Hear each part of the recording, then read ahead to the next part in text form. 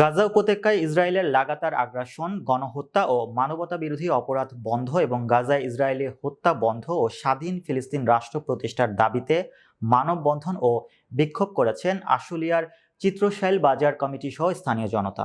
শনিবার সকালে আশুলিয়ার চিত্রশাইল এলাকার কাঁঠালতলা বাজার কমিটির উদ্যোগে এই মানববন্ধন করেন তারা।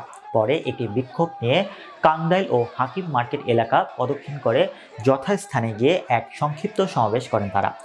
আশুলিয়া থানা বিএনপির সাবেক সাংস্কৃতিক বিষয়ক সম্পাদক ও কাঁঠালতলা বাজার কমিটির সভাপতি মোহাম্মদ ইমান উদ্দিনের নেতৃত্বে এই কর্মসূচিতে অংশগ্রহণ করেন কাঁঠালতলা মসজিদের ইমাম হাফিজ মাওলানা মাহমুদুল হাসান, থানা বিএনপির সদস্য মোহাম্মদ নাজির উদ্দিন, থানা ছাত্রদলের সহ সাধারণ সম্পাদক মোহাম্মদ মোস্তফা আল হুসাইন, বিশিষ্ট ব্যবসায়ী মাসরুর রহমান গাজী, আশিক ওমর ও অন্যান্য ব্যবসায়ী সহ স্থানীয় জনতা।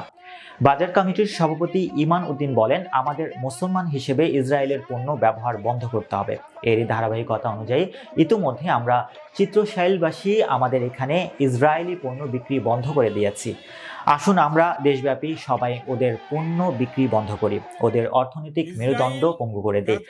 ফিলিস্তিনের স্বাধীনতা আদায় না হওয়া পর্যন্ত আমাদের এই প্রতিরোধ চলবে।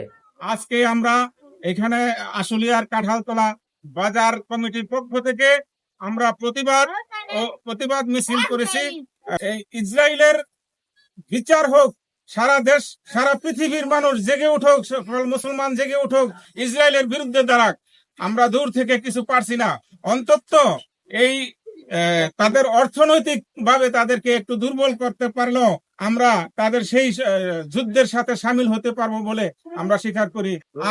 আজ থেকে আমরা যে ওয়াদা গ্রহণ করেছি, এরকম করে বাংলাদেশের প্রতিটি বাজারে আনাচে কানাচে সকলেই আপনারা ওয়াদাবদ্ধ হন, কোনো পণ্য বাজারে ঢুকতে দেবেন না, ক্রয় করবেন না এবং ব্যবহার করবেন না।